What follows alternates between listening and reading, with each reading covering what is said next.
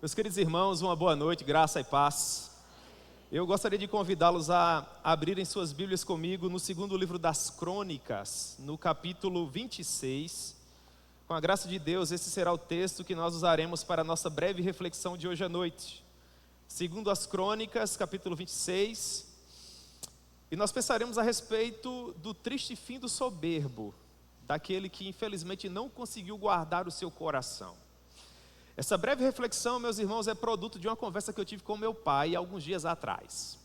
E ele, muito triste, compartilhava comigo de algo que havia acontecido e mandava para mim alguns vídeos e falava a respeito da tristeza do coração dele pelo fato de que um homem de Deus, um pregador do evangelho, um homem conhecido, infelizmente havia ficado pelo caminho, se enamorou pelos tesouros da vida, trocou a paisagem pelo objetivo final. E isso arrasou o coração de algumas pessoas, inclusive o coração do meu pai. E eu voltei para casa pensando nisso, irmãos, porque todo aquele que possui coração pode se ensoberbecer um dia. E eu orava para que Deus nos preservasse. Porque, assim como nós aprendemos hoje pela manhã, nós não ganhamos nada se nós ficarmos pelo caminho. Não é coroado quem fica pelo caminho. Na corrida em direção a Jerusalém Celestial, você não tem que chegar em primeiro lugar. Tudo o que você precisa fazer é chegar. A sua missão é chegar. Então eu gostaria de pensar sobre isso com vocês hoje à noite. Nós precisamos chegar a Jerusalém Celestial, irmãos. Senão não terá valido a pena. Amém? Então vamos ler. Segundo as Crônicas, capítulo 26. A princípio nós leremos do verso 1 ao verso 5 e o texto nos diz assim: Todo o povo de Judá tomou a Uzias, que era de 16 anos, e o constituiu rei em lugar de Amazias, seu pai. Ele edificou a Elate e a restituiu a Judá, depois que o rei descansou com seus pais. Uzias tinha 16 anos quando começou a reinar, e 52 anos ele reinou em Jerusalém. Era o nome da sua mãe Jecolias, de Jerusalém. Ele fez o que era reto perante o Senhor, segundo tudo o que fizera Amazias, o seu pai. Propôs-se buscar a Deus nos dias de Zacarias, que era sábio nas visões de Deus. Nos dias em que buscou ao Senhor, Deus o fez prosperar. Amém. Que Deus possa propor a sua palavra ao nosso coração. Nós vamos orar um pouco nesse momento, e nessa oração nós vamos incluir algumas pessoas. A primeira delas é o nosso seminarista Leandro. Ele submeteu um procedimento, odontológico e tem se recuperado, mas hoje ele não se sentiu tão bem, precisou fazer uma consulta médica, já está em casa, que os irmãos estejam orando por ele, para que ele seja fortalecido e volte a caminhar em nome de Jesus. A segunda pessoa pela qual nós vamos orar hoje à noite, com a graça de Deus, é a nossa irmã Jaciara. Vocês já sabem, ela se encontra gestante e hoje ela se sentiu um tanto disposta, também fez uma consulta. Vamos orar por ela está nessa reta final da gestação, para que tudo aconteça bem para a glória de Deus. Amém? E ore também por mim, irmãos, eu ando meio cambaleante. Me ocorre que talvez eu esteja envelhecendo.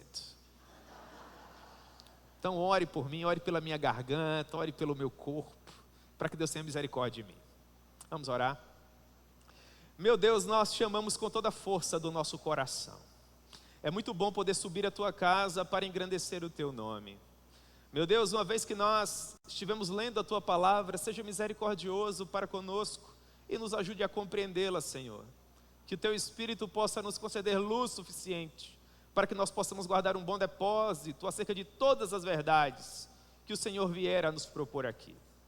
Meu Deus, tem misericórdia também da vida de Leandro e de Jaciar. Que o Senhor possa, conforme a tua boa mão, restabelecer a ambos. Que Leandro volte o mais rápido às suas atividades normais e que Jaciara tenha um restante de gestação tranquila, que o bebê nasça bem, nasça saudável, que ela se recupere muitíssimo bem do parto, meu Deus, e que o teu nome seja glorificado em todas as coisas. E por fim, Senhor, tem misericórdia também do teu servo. Que o Senhor me conceda graça. Em nome de Jesus. Amém. Muito bem, meus irmãos, Uzias. Uzias, ele viveu no período em que havia desavença entre as tribos do Senhor. Uzias era da linhagem de Davi, portanto ele era um rei que esteve com seu cetro na cidade de Jerusalém.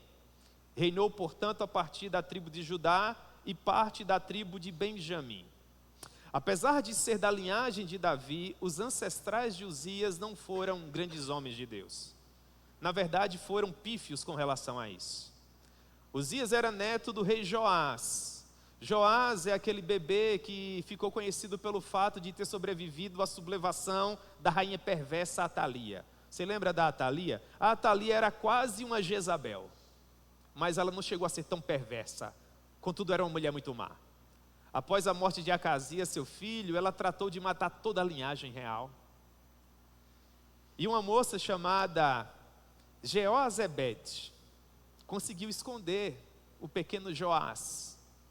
E ele viveu escondido no templo do Senhor por 6 anos. O sacerdote Joiada, homem de Deus, esposo de Jeozebede, cuidou do menino.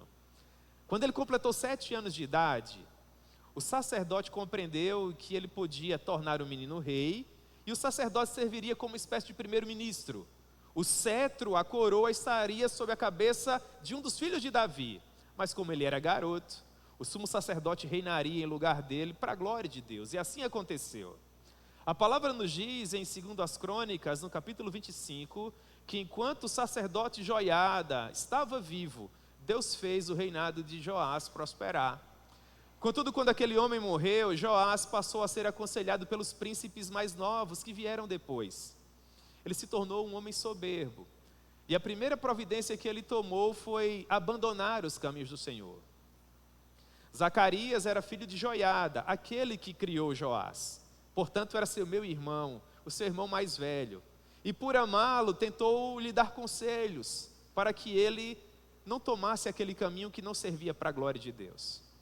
O resultado é que ele dá ordens para matar o seu próprio meu irmão, fazendo cair por terra todo o legado daquele que o criou com tanto carinho. O resultado é que os seus próprios servos se levantaram contra ele e o assassinaram, de modo que esse homem morreu em crassa vergonha, por conta do caminho equivocado que ele tomou. Perceba, ele começou bem, mas ele terminou muito mal. Em lugar dele passou a reinar o pai de Uzias. O pai de Uzias, Amazias, era um homem de um coração parcial. Se bem que ele não tomou as atitudes equivocadas do seu pai, ele não possuía um coração íntegro para servir a Deus. Em determinado momento, ele também se ensoberbeceu a partir de uma vitória que conseguiu contra a tribo de Edom, contra os descendentes de Esaú. E ensandecido em seu ânimo, achando que ele era uma espécie de Alexandre o Grande, agora ele voltou as suas armas para o reino do norte, para Jeoás, que iria vencer as 10 tribos do norte. E Jeoás olhou para ele e falou: você não passa de um cardo, deseja se levantar contra um cedro, você não vai prevalecer. Mas aquele garoto não queria dar ouvidos, e dessa forma se levantou contra o reino do norte e foi derrotado. Os seus servos mais uma vez se levantaram contra ele. Ele ainda tentou fugir para uma cidadezinha provinciana de Judá, mas ainda lá ele foi perseguido e finalmente assassinado. Ainda que com um coração parcial, esse homem, quem sabe, começou relativamente bem, mas a semelhança do seu pai, ele terminou muito mal. Então nós chegamos ao contexto do rei Uzias, que é o objeto do nosso estudo de hoje à noite. O texto nos diz que Uzias começou a reinar ainda garoto, ainda menino.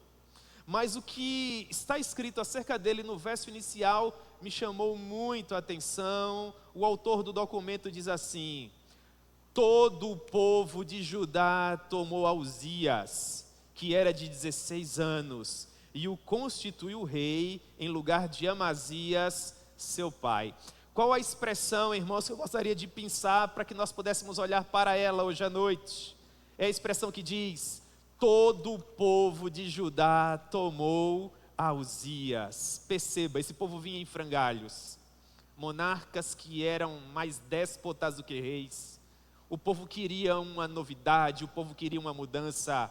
Olharam para o menino que estava no começo da vida, Provavelmente, quem sabe, não teria sido tão perversamente influenciado pelos seus ancestrais. E nele eles conseguiram enxergar uma saída, uma esperança para que o futuro do povo fosse um futuro melhor. Portanto, as pessoas o investiram de autoridade, as pessoas passaram a confiar nele, porque afinal de contas ninguém agenda sofrimento, ninguém pede para sofrer. Não é verdade, meus irmãos? Todo o povo de Judá tomou a Uzias. E essa frase ainda nos ensina muito a respeito de vocação. O vocacionado, sobretudo, é aquele que é percebido pela comunidade. Mas para além disso, o vocacionado é alguém que é chamado por Deus. Uzias não se tornou rei porque ele desejou isso. Uzias se tornou rei porque ele foi chamado por Deus para ser um rei. Ele era de linhagem real. E o que isso tem a ver com vocação? Da mesma forma, meus amados irmãos, nós não tomamos a honra que temos para nós mesmos. Você não toca porque tem talento, ou canta da mesma forma. Você não expõe com propriedade as escrituras porque você estuda para isso. Isso é necessário, por óbvio. Mas tudo que nós fazemos, nós o apenas fazemos porque Deus nos chamou para isso. Se Deus não nos tivesse chamado soberanamente para servi-lo, nós não chegaríamos a lugar algum. Portanto, todo chamado é um chamado de Deus. Uzias foi chamado para ser rei. Eu fui chamado para ser pastor. E quanto a você, você foi chamado para quê? No momento em que você compreender o motivo pelo qual o seu coração pulsa e os seus pulmões estão cheios de ar, esse será o segundo dia mais importante da sua vida. O primeiro dia mais importante na vida de qualquer ser humano é quando ele nasce. E o segundo dia mais importante na vida de qualquer ser humano é quando ele descobre para o que foi que ele nasceu. Uzias descobriu com 16 anos. E quanto a você? Mas o vocacionado também precisa se preparar muito bem para ser bom naquilo que ele faz. Não importa para o que você foi chamado. As almas com as quais você vai lidar foram compradas com sangue. Perceba, nós não lidamos com quaisquer coisas. Nós que nascemos para expandir o reino de Deus e manifestar a glória do Senhor, nós lidamos com aquilo que há de mais sagrado em todo o universo. Almas eternas que foram compradas pelo sangue precioso do Senhor Jesus. E quem é preparado para isso, irmãos? Por mais que você leia e por mais que você se dedique, você nunca servirá à altura. Na verdade, Deus serve apesar de nós. Na verdade, nós somos essas ferramentas inadequadas. E Deus tem feito sua obra extraordinária apesar de nós. O fato é que Charles Spurgeon dizia que Deus pode se utilizar de trombetas de chifre de carneiro. O que significa? Deus pode se utilizar daquele que é mais humilde. Quem sabe daquele que não teve a oportunidade de se preparar bem. Mas o mesmo Charles Spurgeon disse o seguinte: contudo, se você puder se tornar uma trombeta de prata, prefira isso. Deus pode te usar com aquilo que você tem. Se você puder oferecer algo mais, prefira isso. Você é chamado por Deus, você precisa se preparar à altura para servi-lo. Em terceiro lugar, você também precisa estar disposto a pagar o preço. Tudo isso eu vejo na vida desse rapaz. Eu vejo nas nossas vidas. Nós precisamos estar dispostos a viver o preço do discipulado. E é interessante notar, irmãos, que se nós ao menos vislumbrássemos aquilo que nos aguarda no princípio da caminhada, dificilmente nós desejaríamos nos tornar o que nós nos tornamos. Eu lembro bem que uma pregação passada, agora não me ocorre qual, eu disse para vocês que se eu soubesse o fardo que um pastor carrega, eu não teria me tornado um pastor. Todavia me tornei porque esse chamado é soberano.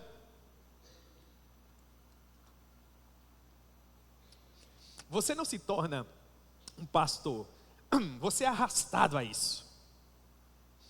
E depois você descobre toda a beleza que há nesse chamado. Mas você já está tão envolvido nele que não tem mais como voltar. Vocação é um caminho sem volta. O vocacionado, ele pode fazer medicina. Ele é preparado para isso. Ele pode fazer direito. Ele pode fazer ciências aeronáuticas, se tornar um piloto de avião. Eu jamais me tornaria. Mas há algumas pessoas que podem se tornar. Para o vocacionado, assim como para todos os demais, todas as portas estão abertas. Mas ele é chamado a entrar pela porta da vocação. Porque ele foi preso com algemas invisíveis. É como fogo nos ossos. Não há como conter. Se você nasceu para implementar na terra os valores do reino de Deus, seja pregando o evangelho publicamente para uma multidão no estádio, ou orando com a porta do seu quarto fechada, você é bem-aventurado. Você não poderia ter nascido para nada melhor. Contudo, entenda que Deus sempre vai cobrar algo de você. Nós não valorizaríamos o chamado se não fosse dessa maneira. Houve uma época na vida do Charles Spurgeon que ele mal conseguia se colocar de pé, estava extenuado, pregava o evangelho a plenos pulmões, era um homem de Deus, mas a vida frenética, ministerialmente falando, que ele vivia, cobrava muito da saúde dele. Em determinado momento, Susana, a sua conhecida esposa, chegou para ele e falou assim: se você continuar vivendo dessa maneira, você vai morrer. Ao que ele respondeu: é natural que uma faca bem afiada consuma a sua bainha. Se nós somos, irmãos, esse invólucro onde o Espírito Santo tem atuado, é natural que ele consuma algo, ou que ele consuma tudo. Se de toda forma seremos consumidos, que seja pelo Espírito Santo, amém? Em quarto lugar, o vocacionado precisa ser reconhecido pela igreja. Meus irmãos, esse é o ponto crucial, esse é o ponto que leva ao verso 1. Todo o povo reconheceu a Uzias. Todo o povo viu nele um rei. E aqui entra toda a beleza do chamado, porque se a igreja não reconhecer o chamado em você, pouco importará o seu sobrenome. Se a igreja não reconhecer o chamado em você, pouco importará o seminário onde você estudou. Se a igreja não reconhecer o chamado em você, pouco importará o seu vocabulário rebuscado, ou a biblioteca abarrotada de livros que você possuirá. Nada disso conta, a igreja precisa reconhecer. Eu ouvi o pastor Jonas Madureira e ele disse algo, irmãos, que me abalou. Ele disse: há homens e mulheres na terra aos quais a igreja olha para eles e diz assim: nós gostamos de ouvir você. Seja tocando, seja cantando, seja pregando, isso é inexplicável. E mais, ninguém toma essa honra para si mesmo, senão quando chamado por Deus, assim como Arão. E eu vejo tudo isso em Uzias. Ele tinha 16 anos, era só um garoto, as pessoas não sabiam para o que ele daria, onde eles chegariam seguindo aquele homem. Mas as pessoas queriam segui-lo, queriam depositar alguma confiança nele, então ele começou a reinar. E ele reinou por 52 anos em Jerusalém. Quantas pessoas preciosas, homens e mulheres de Deus, tão apaixonados pelo Senhor, vieram a ser alcançados por Deus já tão maduros, tão experimentados na vida. Uzias entendeu para o que ele havia nascido com 16 anos e serviu a Deus por 52 anos. Irmãos, essa é uma dádiva. Há pessoas que conheceram o Senhor com 70 anos, 80 anos, caminharam, viveram suas experiências. Não há que se comparar a conhecê-lo com 16 anos. Eu conheci o meu rei com 18 anos, eu sou um bem-aventurado, irmãos. Preferi fazer um seminário de teologia quando a minha geração preferiu a universidade. Meu Deus, como eu te amo por isso. Não foi porque eu quis, irmãos. Eu jamais tomaria uma decisão assim, foi a graça. Então, quando muitos rapazes da minha idade ainda estavam dando voltas pela vida à procura de algo para fazer, eu já sabia muito bem, não pelo que viver, mas pelo que morrer. Isso se tornou a minha vida. A comida com que me alimento, a água que bebo, o ar que eu respiro. Irmãos, se você ainda não viveu essa experiência, você precisa vivê-la. Saber de onde você saiu, o que foi feito por você, e saber exatamente para onde você vai. 16 anos, ele serviu ao Senhor por 52 anos. Quantos irmãos preciosos não dariam o braço direito para poder voltar no tempo e passar toda uma vida na presença do Senhor? E quantos possuem essa oportunidade e a desprezam? Não conseguiram enxergar a beleza. Foram ofuscados pela glória, não iluminados por ela. Deus foi misericordioso com Uzias. Os primeiros anos de Uzias foram extraordinários. No verso 2, o autor nos diz que ele edificou a Elate e a restituiu a Judá, depois que o rei seu pai descansou. Então isso foi um feito militar extraordinário, mas para além disso, no verso 5, o autor nos diz que ele fez o que era reto perante o Senhor. Segundo tudo aquilo que fizera Amazias, seu pai. Amazias tinha um coração parcial, fez algo de bom, naquilo que ele fez de bom, o seu filho o imitou. E aqui nós temos 2 pontos que são preponderantes para a vida de todo aquele que quer começar bem a sua jornada. E o primeiro ponto é: edifique. Foi justamente o que esse rapaz fez. Ele edificou a Elate, a restituiu, a Judá. Ele tomou boas decisões. Atente para o fato de que edificação começa bem cedo. Se você conseguir começar a edificar na adolescência, que pessoa extraordinária você será. Se você conseguir começar a edificar na juventude, você ainda terá muita coisa a colher.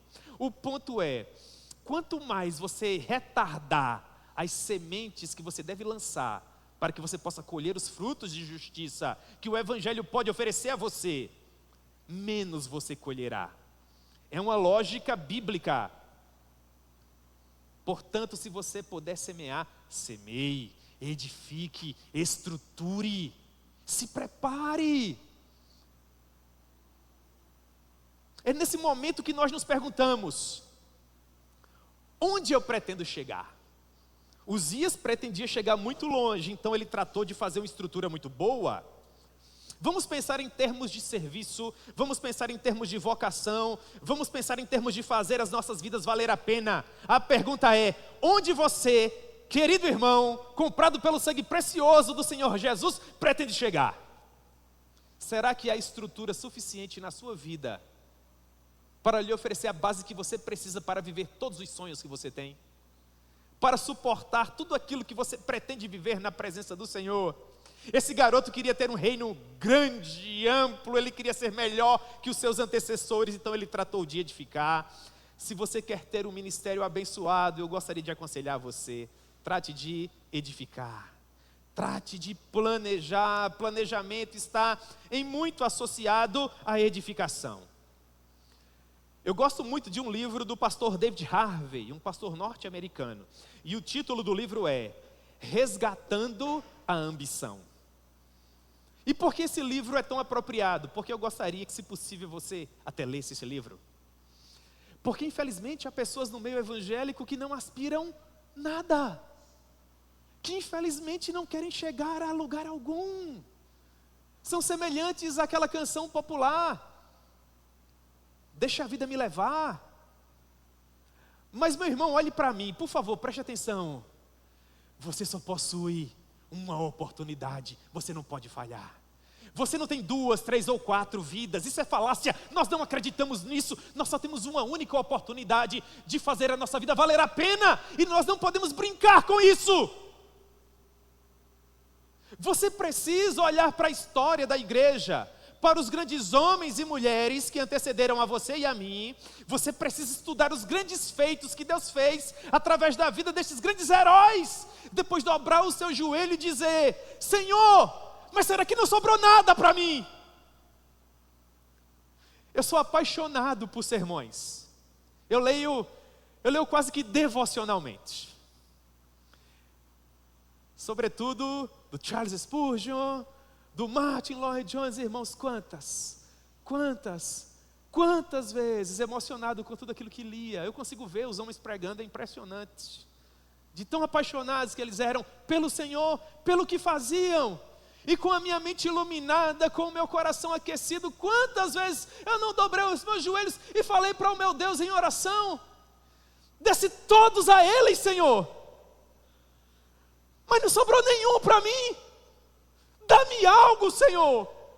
Eu também quero ver, eu também quero ouvir, e também quero ajudar os meus irmãos. Me dá algo. Você precisa fazer essa oração hoje à noite. Me dá algo, Senhor. Coloca algo nas minhas mãos. Me dá uma razão para viver. E quando Deus fizer isso por você, eis o segundo conselho: permaneça na presença dEle. O verso 2 diz que o garoto edificou, e o verso 5 diz que Uzias fez o que era reto. A expressão hebraica yashar significa fazer uma linha reta, olhar para um ponto. Isso me lembrou uma entrevista que eu li do John MacArthur. Quando John MacArthur completou 50 anos de ministério, não de vida, 50 anos num púlpito, com a vida vasculhada, pessoas de todas as espécies procurando brechas para colocar o homem por terra. 50 anos servindo ao rei. Perguntaram para ele: a que você atribui isso? Ele respondeu com um pensamento semelhante a esse. O que ele disse? É que, desde o princípio da minha caminhada, eu coloquei os meus olhos naquilo que me aguarda no final, e nunca me desviei do meu objetivo. É simples assim, irmãos. Lembra do peregrino do Bânia? Quando o evangelista deu o convite a cristão, ele disse para ele: você precisa encontrar a porta estreita e passar por ela. E cristão perguntou: mas onde ela fica? Ele pediu para ele olhar para o alto da colina. A princípio ele não conseguia enxergar, mas depois, com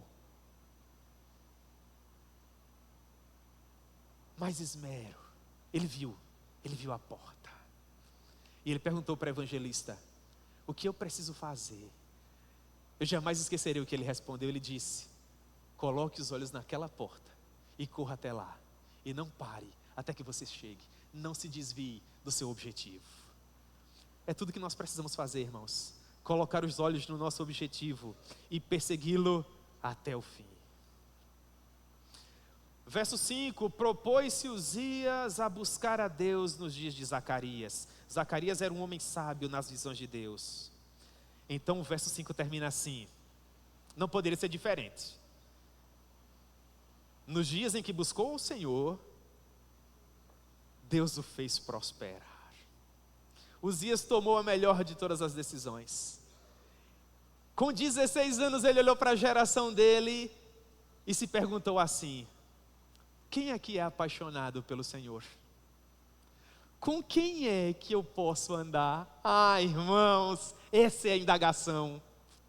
Você precisa olhar para a sua geração. Nós somos bem-aventurados. Uzias precisava necessariamente fazer isso pessoalmente, presencialmente. A nossa geração, ela é bem-aventurada porque você tem um espectro infinitamente maior. Quais são os maiores expositores públicos do Brasil? É o pastor Augusto Nicodemos, você pode andar com ele. É o pastor Hernandes Dias Lopes. É o pastor Ronaldo Lidório. É o pastor Heber de Campos, o pai, o filho. Quem é?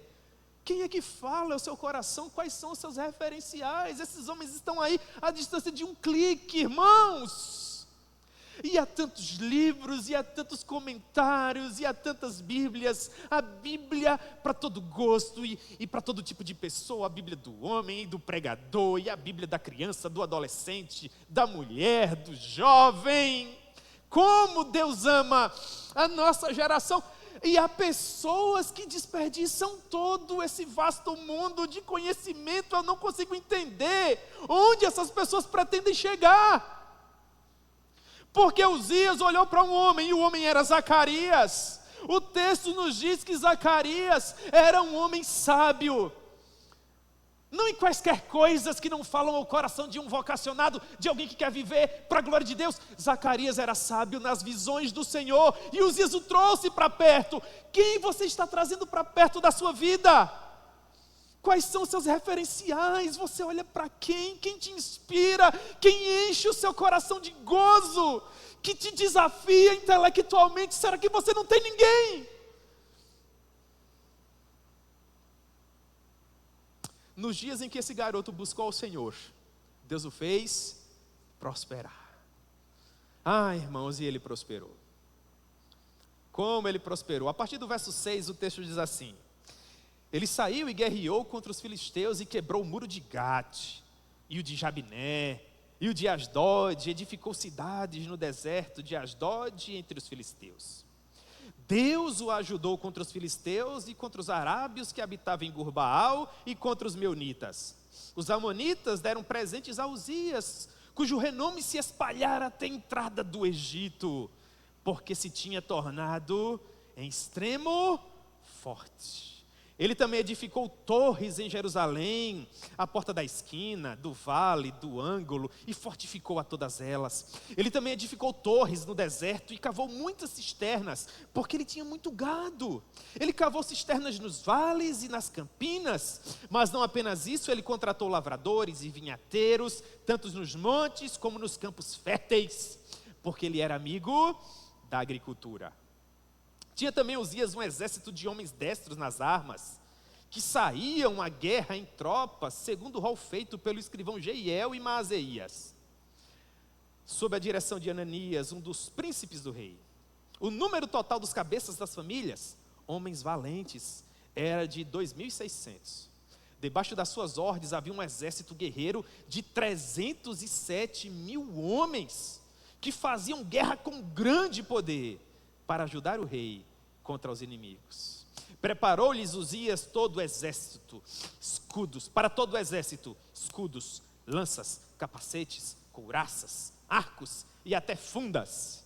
Fabricou em Jerusalém, olha que coisa preciosa, máquinas de invenção de homens peritos, destinadas para as torres e os cantos das muralhas, para tirarem flechas e grandes pedras.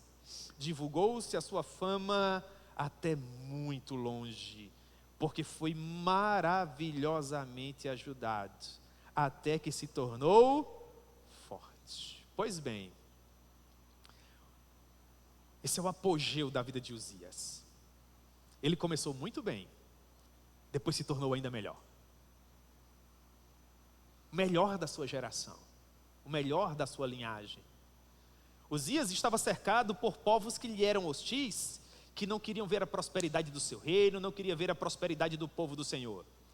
Então Uzias sabia que precisava prosperar em termos bélicos. Ele precisava tornar a paupérrima época, nação de Judá, numa grande potência militar. Então ele logo tratou de cuidar disso. Afinal de contas, problemas precisam ser resolvidos, não é? Certa vez eu ouvi o querido pastor Jeremias Pereira, e na pregação ele dizia que nós precisamos de problemas novos, irmãos. Eu fiquei sem entender. Puxa vida, eu quero me livrar dos problemas que eu já tenho. E o pastor vem dizer que se você não tem problemas novos, você não é mais importante onde você está. Se você está resolvendo sempre os mesmos problemas, você não está chegando a lugar algum. Depois eu li um livro, olha o nome do livro, O Pastor Desnecessário, do Eugene Peterson. E ele dava o exemplo de capelães do exército. Houve uma época em que a América não estava envolvida em tantas guerras. E àquela altura o exército possuía inúmeros capelães, que são pastores que servem aos soldados, são funcionários do exército para servir os soldados. E havia uma crise, porque aqueles pastores militares, aqueles capelães, eles custavam muito para o Estado, mas não havia guerra. Então o Estado pediu para que eles se posicionassem. Ou eles pediam demissão, ou se tornavam soldados como quaisquer outros. E os homens não queriam abrir mão da vocação. Gerou-se uma querela, gerou-se uma crise. Chamaram o pastor Eugene Peterson para conversar com eles. Quando ele ouviu tudo aquilo, ele olhou para os pastores, em multidão, corajosamente disse assim: o governo está correto. Ou demissão, ou vai todo mundo para o campo de batalha, porque vocês são supérfluos. Não tem guerra, não tem batalha, não tem soldado indo para o campo morrer. Então vocês têm que decidir.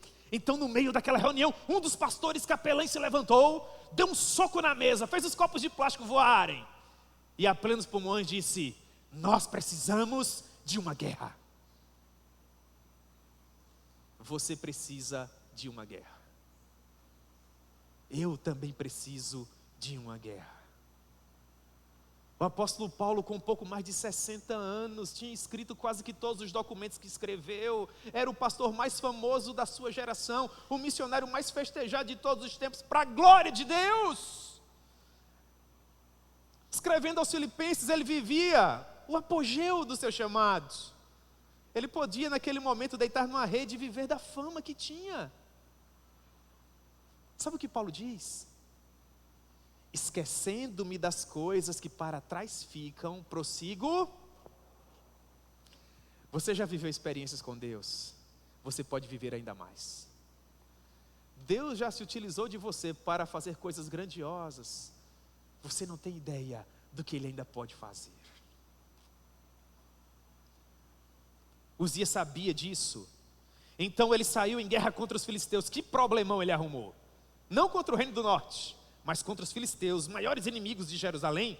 Nem Josué conseguiu expulsar esse povo. Uzias pensou assim: já que é para ter problema, então vamos pensar grande. Vamos lutar contra quem? Vamos lutar contra os filisteus. Ele queria um caminho para o mar, era um homem inteligente. Deu contra o muro de Gate, quebrou o muro de Gate. Deu contra o muro de Jabiné, quebrou também. Asdod caiu por terra. E no lugar dessas cidades, ele edificou cidades para Judá. São vitórias militares extraordinárias. Um caminho aberto para o mar, um caminho aberto para o comércio, prosperidade para o seu povo. O verso 7 diz que Deus ajudou Uzias contra os filisteus. Mas não apenas isso. Depois ele virou a espada dele para a Arábia. A grande Arábia. Percebe, ele atacava no norte, mas também atacava no sul. E Deus foi com ele e ele venceu os arábios. Depois ele venceu os meunitas em todas as áreas, para além de todas as fronteiras. Deus era com o homem. Faltava o povo que vivia na região de Gileade, verso 8, os amonitas. Os amonitas, quando viu os demais povos caindo por terra, foram mais espertos. Verso 8, deram presentes a Uzias. Por quê? Porque o renome se espalhava. Ele agora já era conhecido lá no delta do Nilo, na entrada do Egito, porque ele havia se tornado em extremo forte. O que provocou tudo isso?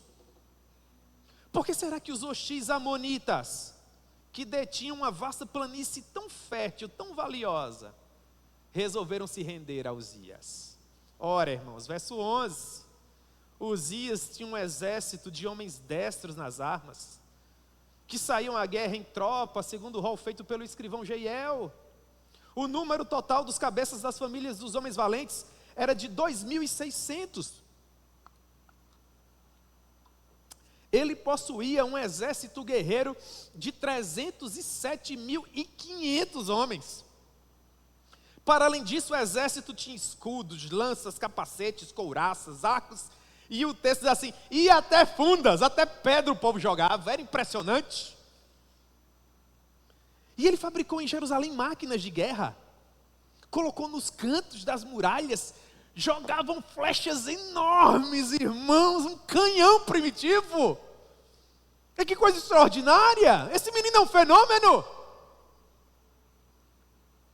Agora que ele era um homem maduro, a geração que confiou nele quando ele tinha 16 anos, olhava para tudo aquilo. Vocês conseguem imaginar um exército de 307.000 homens saindo para a batalha, o barulho que fazia, a poeira que levantava, aquele povo cheio de garra, cheio de ânimo, nunca conheceram derrota sob a liderança de Uzias. E o povo festejava, que coisa preciosa, irmãos, esse é o apogeu, esse é o ápice.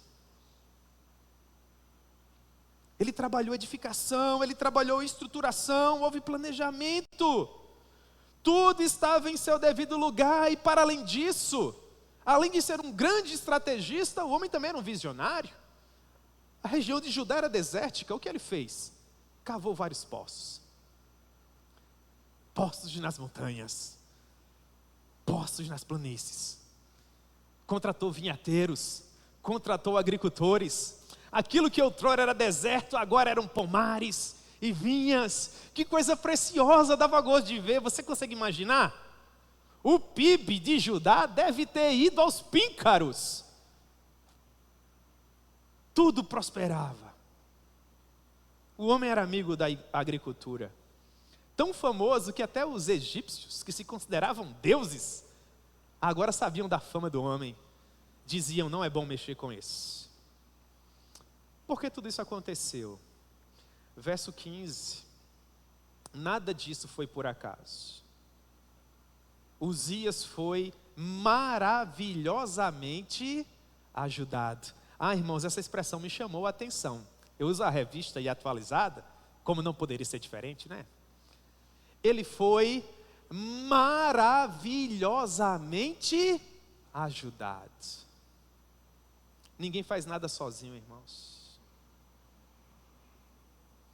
Nesse momento há um grupo grande de pessoas levantadas por Deus para servir de bênção em nossas vidas. E nós precisamos honrar o esforço dessas pessoas. Ser bênção na vida delas. É muito pobre de caráter o homem ou a mulher que acha que pode caminhar sozinho. Ele até pode se tornar muito forte, contudo o tempo provará que essa força não vem do Senhor. Por que foi que esse texto me mordeu, para usar uma expressão do John Stott? Você lembra da conversa que eu tive com meu pai? De como o coração dele estava dolorido porque um grande homem de Deus ficou pelo caminho? Foi pensando nessa conversa que esse texto me ocorreu. Porque se olha para Uzias, que vem de uma linhagem pífia, de homens que não serviam de exemplo para ele, e para além de tudo e todos, ele conseguiu começar muito bem. Há tantas pessoas preciosas que possuem um histórico tão difícil, estão vindo de um casamento quebrado, o cônjuge dava muito trabalho, quem sabe. Talvez você que me escuta de uma maneira tão gentil, venha de um lar, onde não havia amor. Você não teve, quem sabe, o trato do seu pai, o regaço da sua mãe, não teve a oportunidade de fazer um bom ensino primário, fundamental, um bom ensino médio, mas você, pela graça de Deus, apesar de tudo, conseguiu caminhar um pouco mais. Os meios de graça alcançaram você, você compreendeu a mensagem da cruz, foi admitido na igreja, se tornou membro, os irmãos apostaram na sua vida. Daí a pouco você era um obreiro, um diácono, um presbítero, quem sabe você foi até para o seminário, as pessoas investiram em você, tornaram você um teólogo, quem sabe Deus tenha confiado a você, o ministério da palavra. Lembra de onde você saiu? Será que você teve um começo difícil assim? Mas por meio da graça de Deus, olha onde você está hoje, meu irmão. Olha onde você chegou, minha irmã. Tudo do ponto de vista humano, quem sabe, contribuiria para que você não estivesse aqui, não tivesse o ministério que você tem, não liderasse as pessoas às quais você lidera. Você, meu irmão, oficial da igreja, que honra! Você lembra de onde você saiu? Então, uma vez que nós fizemos essa reflexão, todos nós, eu quero implorar algo ao meu coração e ao coração de todos vocês. Nós não podemos pegar essa bela história e jogar na lata do lixo. Nós não podemos começar tão bem para depois ficar no meio do caminho. Quem fica pelo caminho não leva nada. Nós estamos numa espécie de maratona celestial. E uma maratona, ela tem 42 quilômetros. Se você liderar essa maratona por 10 quilômetros, e depois parar de correr, gaste 2 ou 3 segundos da sua vida preciosa, imaginando o pessoal que correu até o fim, passando por você enquanto você pula e grita: eu liderei 10, eu liderei 10. De que vai significar para aquelas pessoas? Você não entendeu nada. Você pode ter liderado 41,5, ficou pelo caminho. Irmãos, não tem direito a nada. Na maratona da terra, só é coroado quem chega em primeiro lugar. Mas na maratona celestial, tudo o que você tem que fazer é chegar.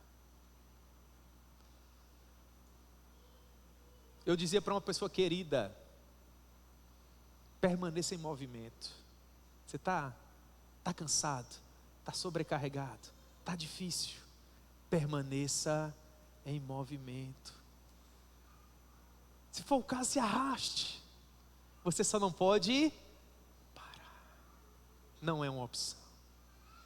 Porque a igreja tem pressa. E a igreja está em movimento. Eu lembro bem que no princípio de 2000, final de 90, princípio de 2000, quando eu fui para o seminário de teologia, me preparar para servir ao meu rei, a minha turma de seminário contava com 37 alunos. No final daqueles 4 anos, nós nos formamos em 3. Em 3, irmãos. Eu não sei o que foi da vida desses meus colegas. Não tive mais notícias deles. Parte deles eu encontro vez por outra. Sabe o que é que quebra o coração? É o fato de que a igreja vai embora. Eu não estou falando dessa maneira para chocar você. Não tem a ver com velocidade, não tem a ver com o seu ritmo. Tem a ver com permanecer junto. Ainda que você se arraste, se você permanecer em movimento, a igreja, ela não vai abandonar você.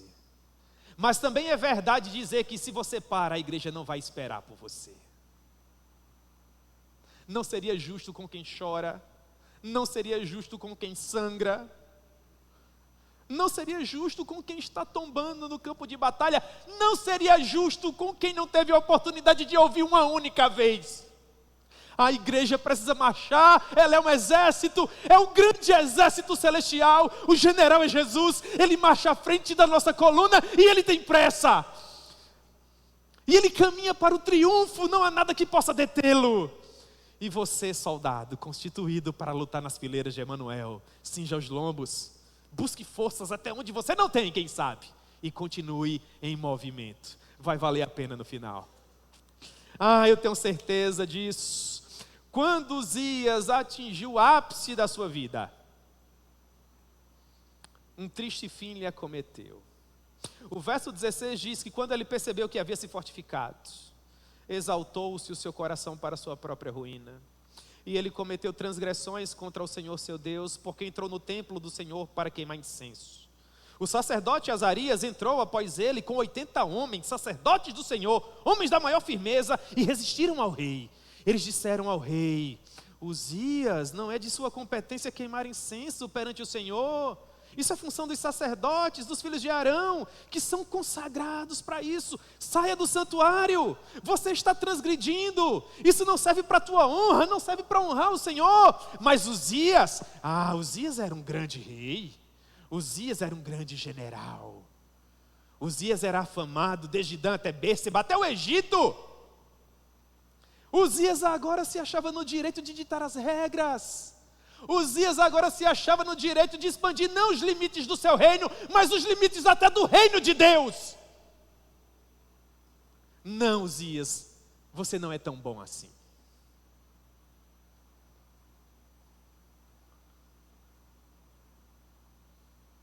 Então, o sumo sacerdote Azarias e todos os sacerdotes se voltaram para ele.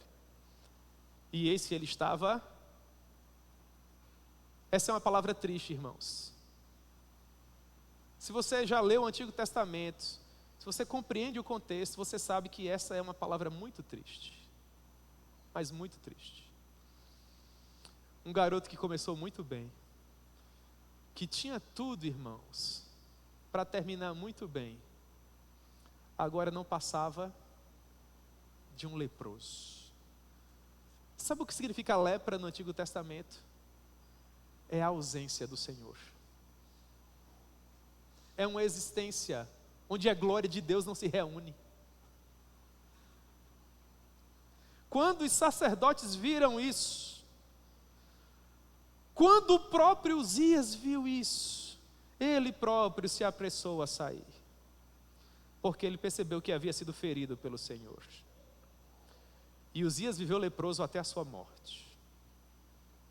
E pelo fato de Deus não querer mais ter contato com ele, construíram uma casinha separada para ele, nos porões do palácio. E todos os atos de Uzias, sejam os primeiros ou os últimos, o profeta Isaías, filho de Amós, o escreveu. Uzias morreu e descansou com seus pais. O sepultaram no campo do sepulcro, uma propriedade dos reis, porque disseram: ainda que seja leproso, é de linhagem real, enterrem aí.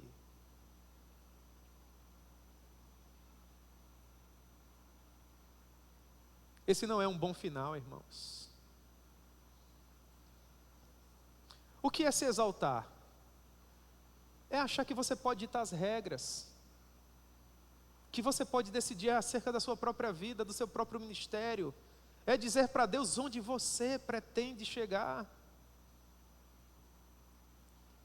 Haviam homens que amavam Uzias e que caminhavam com ele, e seguramente esses homens perceberam que Uzias começou a chegar muito próximo da beirada. Se eu pudesse dar um conselho solene a você, olhe para mim, preste atenção.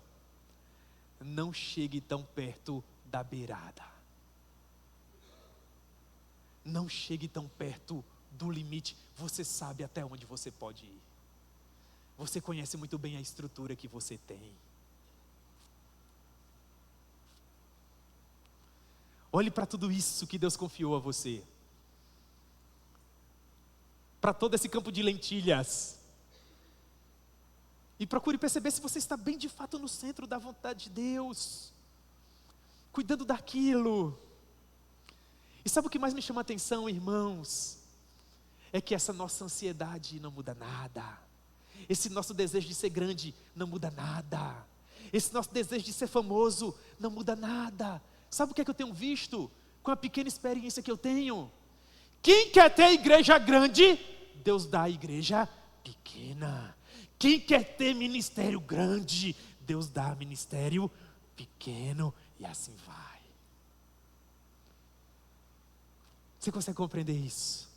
Então não se aproxime da beirada. Você só tem que continuar em movimento. Você só não pode parar. Uzias, ele se aproximou tanto da beirada, ele se aproximou tanto da fronteira, que ele disse: por que é que eu vou ser apenas rei, se eu posso também ser sacerdote? Não, Uzias, você não nasceu para isso. Irmãos, vamos olhar para a nossa geração.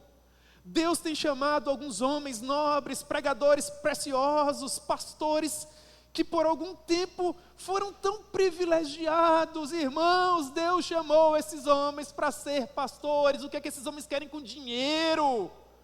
O que é que esses homens querem com bens? O que é que esses homens querem com pompa? Ah, irmãos, eles se aproximaram demais. Transigiram o limite. Estiveram para além da fronteira. Assim como Uzias. O sumo sacerdote e 80 homens corajosos na fronteira, no limite, são as pessoas que nos amam. Dizendo para nós: mas será que você não está indo além? Mas será que você não está... Eu não estou dizendo para você não ambicionar, eu não estou dizendo para você não planejar, eu não estou dizendo para você não sonhar, eu estou dizendo para você ter cuidado com onde você está e o que você pretende fazer, porque você pode começar muito bem, desenvolver muito bem, e em determinado momento perder as rédeas e terminar muito mal. Para o que foi que você nasceu? Qual é o seu chamado? O que é que Deus tem com você? Como é que você quer ser lembrado no final? Daí a pouco está um sumo sacerdote e 80 outros sacerdotes tentando salvar a vida de um rei que, mesmo que adulto, não conseguia passar de um menino. E para a surpresa de todos, Deus resolve a situação colocando uma marca nele. Uma marca que dizia: eu não sou mais com você. Não caminho mais com você. Eu pensei tanto sobre isso, irmãos. O que é um pastor sem um rebanho? O que é um pregador sem um público? O que é um missionário sem um campo? O que é um professor sem uma cátedra?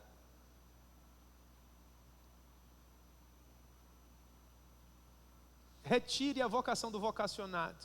Sabe o que vai restar no dia seguinte? Nada.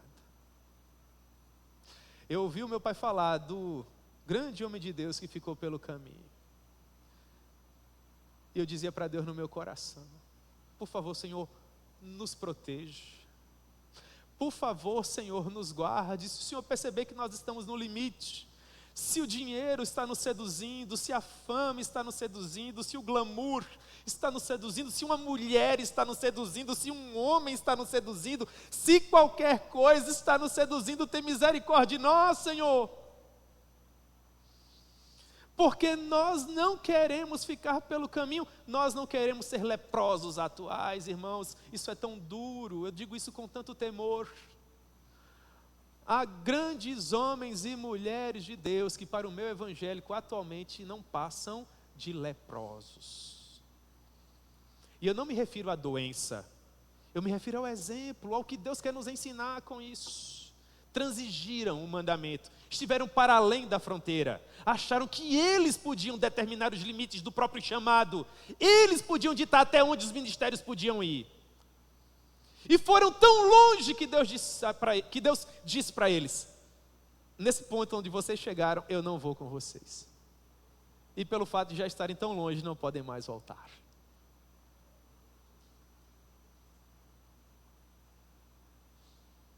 O resultado é um puxadinho por trás do palácio. É o lugar, irmãos, de quem começa bem, desenvolve bem, mas termina mal.